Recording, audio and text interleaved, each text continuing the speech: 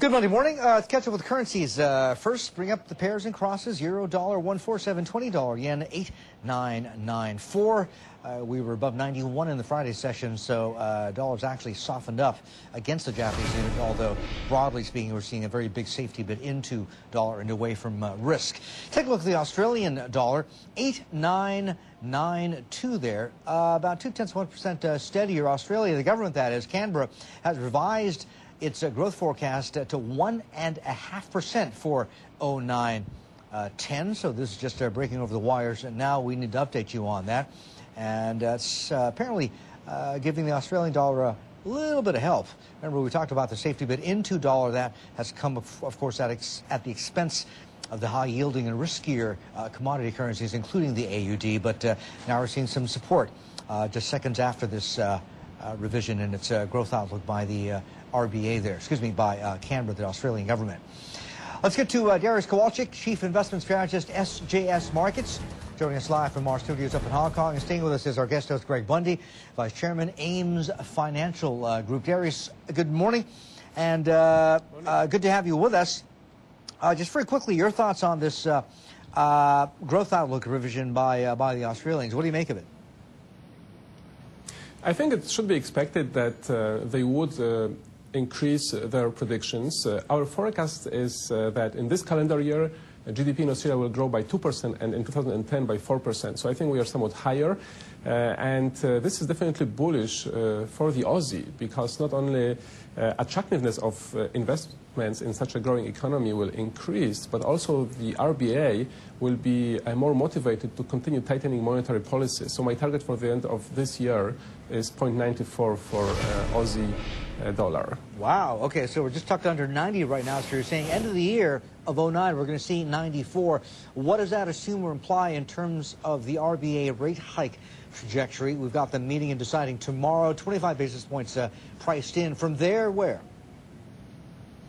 It's clear that they will raise rates, and I think 25 basis points indeed. And then at every meeting for the next 3 quarters or so, they will be tightening by 0.25 percentage point, and we will end this tightening cycle probably around 5, maybe 5.25 in the late summer of next year. Beyond that, I think that the global economy will see another slump as fiscal stimulus packages run out.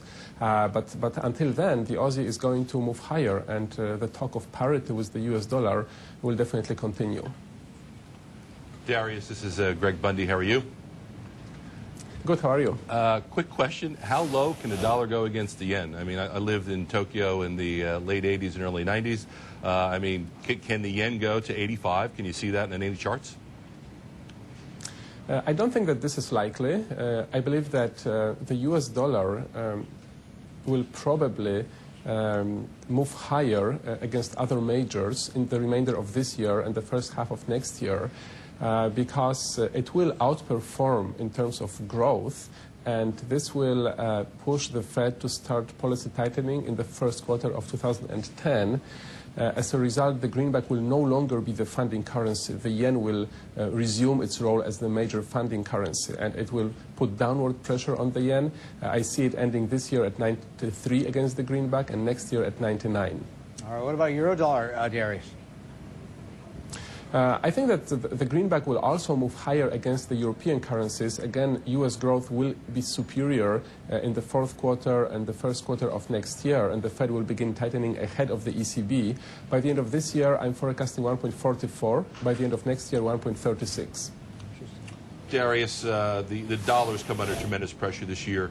Could you see some technical snapback over the next couple weeks, though, where it just kind of rallies in a very strong move, purely on a technical standpoint? I think that technically speaking, after we failed to convincingly break the 150 to the euro, it will be difficult for the greenback to move above that level. And given that the market position is short, the technical strengthening of the greenback is quite likely, and it's supported also by the fundamental story. So I think it should gradually regain some ground over the next few quarters. All right, Dariusz, got all your numbers penciled in, and we'll hold you to them next time we talk. Dariusz Kowalczyk joining us from up in Hong Kong. He is from SJS Markets. We'll get back to